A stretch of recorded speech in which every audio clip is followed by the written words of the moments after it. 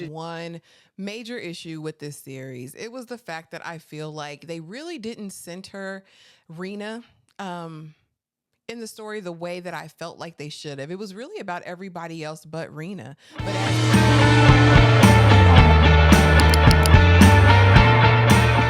But as they stated in a couple of episodes, no one really knew Reena. And so maybe that's why they couldn't center it. If you guys are new here, my name is Ashley, and this is my sweet perspective where I give my take on all things TV and movie related. Back to talk about the season finale, honey, of Under the Bridge. Okay. And I believe this was all about mercy, right? That was the title of the episode. And interesting. So we'll get right into it without further ado. And I do also want to say this, Rebecca Godfrey, start to finish, I knew I didn't like you. I knew you didn't do anything for the story. And I don't even know how you really squeezed yourself into this narrative and tried to make it about you, kind of. But anyway, let's get right into it. So we kind of, this episode gives us background to the things we didn't see happen and don't know happened, right? So we got to see the girls all getting together. We got to see Reena, doing her big one, calling everybody, telling them how awful Josephine was. And we also saw Josephine's plan, right? She and Kelly did talk about it, and Josephine did say that'd be a great idea to get rid of Reena. Okay. She said it. She said it. She did it. Now, Dusty, kind of laughing at what had happened. Josephine was like, were you in on it? Dusty's like, no, I wasn't in on it. And she's like, Josephine was like, I kind of liked it. It kind of took some guts. I respect her for it. And so, Dusty's like, oh, okay. And in that moment, she finally gets initiated into CMC doing their little blood ritual, cutting the hand, doing the thing.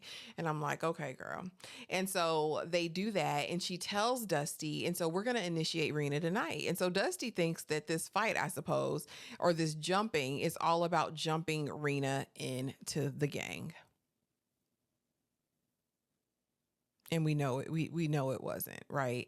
And so they get there. The girl, Reena apologizes. She's so sorry, but it's too late, right? Because we already know what time it is. Now we also find out that Warren, honey, on the stand was not telling the truth. And y'all help me out in the comments and let me know if in the real story there's more to this, because before, remember, he says he just helped Kelly drag Reena into the lake, but apparently Reena was still living. And so, just desserts, right? And like I said, I felt like his sentencing was justice, but justice wasn't served yet.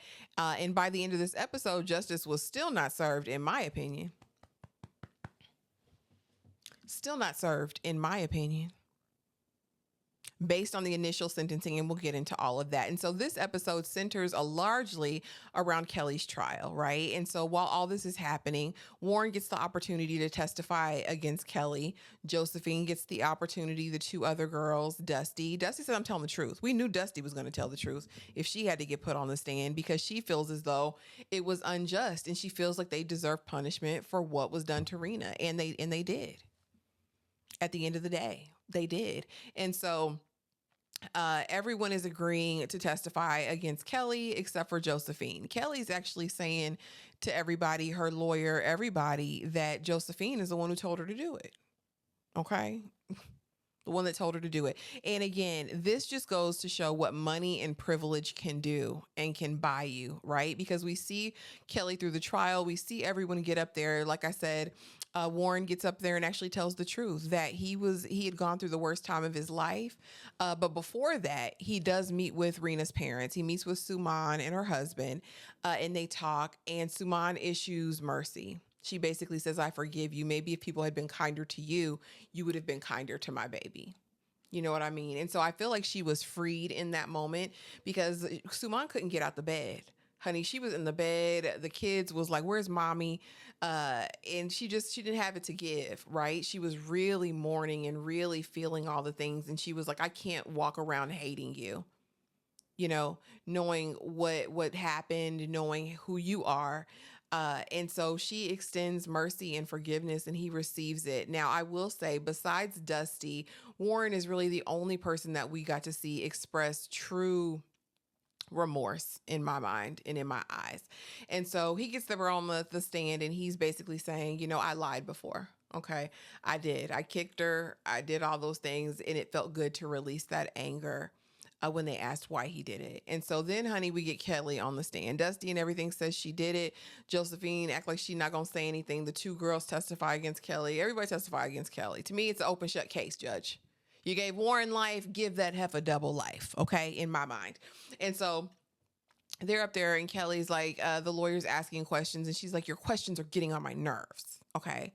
I'll keep saying the same thing. I didn't do it. I didn't do it. I didn't do it. And I mean spazzing. And if people can't see the mental health issues, I don't know. I don't know who can, okay? And the mama and the daddy, y'all are sorry somethings. Because the mama heard her. The mama heard her on the phone before she took Reena out, talking about what she was going to do to her in great detail. And you didn't think your daughter needed mental and emotional help in that moment? They should be responsible too. They should have been under the jail with the daughter.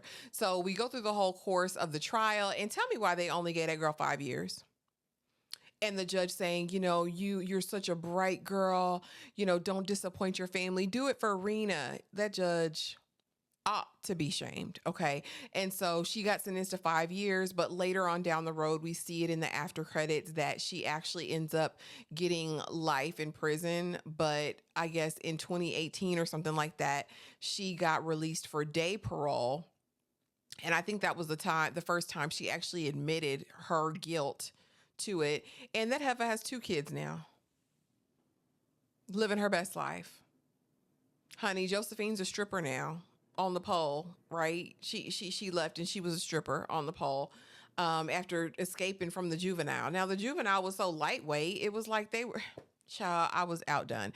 So we also get to hear from Rebecca, because Warren's in there for life, and he's like, you're going to go back to New York and leave me?